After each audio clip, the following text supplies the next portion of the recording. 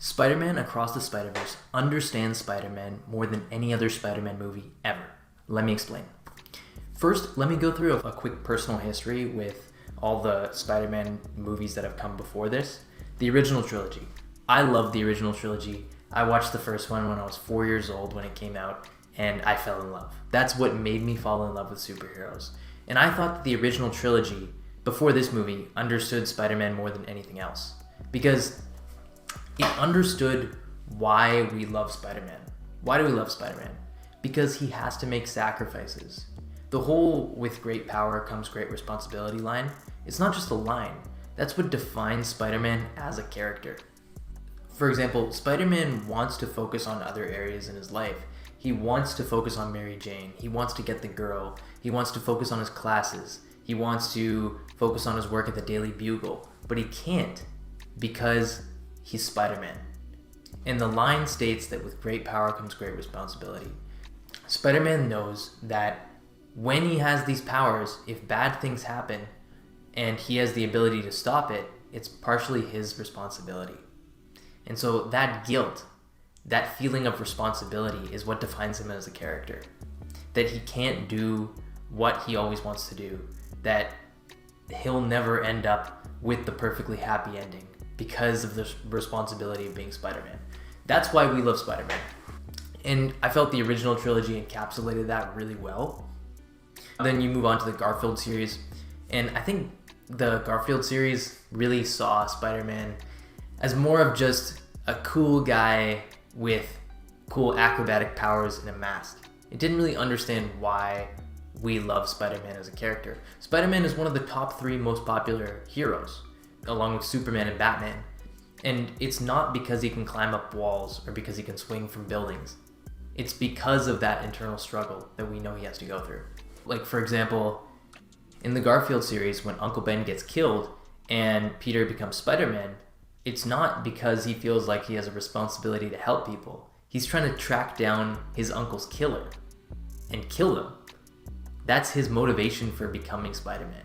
And that is just completely wrong. That shouldn't be why Spider-Man is Spider-Man. And then you go to the Tom Holland movies, the MCU, and I liked those, but I feel like they weren't Spider-Man movies. It was Spider-Man in the MCU. And I hope that moving forward after No Way Home, that's going to change, because everybody's forgotten him. He's kind of a standalone thing now. But in this MCU series, in the Home series, that's just it. He's part of the MCU. And you have too much influence from Iron Man. Like, he can't be his own character in that series. I thought No Way Home was a good movie. I liked all the nostalgia. I obviously liked seeing the other Spider-Man in it. But I felt like the plot was there to service the fan service. The plot was meant to provide fan service.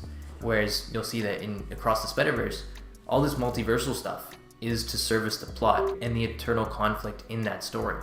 Moving on to Into the Spider-Verse, the first one, I thought it was a good movie. I thought it was a little overrated, honestly. It was cute, but also an impactful movie with amazing animation, but it was more of a smaller story. There was nothing wrong with it. It's just, I don't think it made as big of a statement as people thought.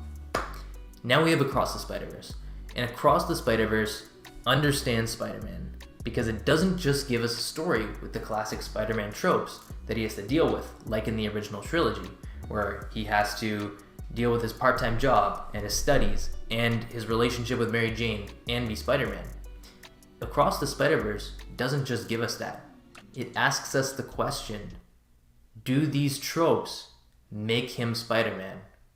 Are these things in his life what define him as Spider-Man? It asks the question, what if Spider-Man did not want to accept the grief that makes him Spider-Man? Is he still Spider-Man? Do we still love him? Because we see all these different Spider-Man in the movie. Miguel from Spider-Man 2099 is saying there are these canon events that make Spider-Man who he is. And if these canon events don't happen, then he is not Spider-Man. And Miles is saying, whoa, I don't need these canon events to tell me who I am. I already am who I am. I don't need these canon events to define me. I don't need my dad's death to make me feel like I need to be Spider-Man. I already am Spider-Man. I think the question that it also asks at the end of the movie is, are these things that happen to him what make him Spider-Man? Or do these things happen to him because he's Spider-Man? And that's an important distinction. You look at the end of the movie, when Miles from the other universe takes off the Prowler mask, he's the Prowler. And he's the Prowler partly because he didn't become Spider-Man. And so I think there is both of that there. The events in his life caused him to become Spider-Man, and also being Spider-Man causes him to realize that he has this great responsibility. He has great power, and therefore he has great responsibility. I agree more with Miles here. I think, why do these things have to happen for him to become Spider-Man? I think it definitely makes him more relatable. It makes us feel for him more when these bad things happen to him all the time. But at the same time, Miles and Peter are still that great person with amazing powers in order to enact change without these events happening. And so the fact that Miles goes against the grain and is able to say, no, these things don't define me as a person. You can apply this to your own life as well. You don't need a certain event to happen in your life to make you chase the perfect life for you, to make you be exactly who you want to be. Just go be that person. That's an amazing message for a movie. And the fact that the movie made me question why I like a character I've loved for 20 years, that's really remarkable. And that's why it's a special movie. Thank you for watching. And if you enjoy watching me pour my heart out about random topics, consider subscribing. Thank you. Have a good day. Bye.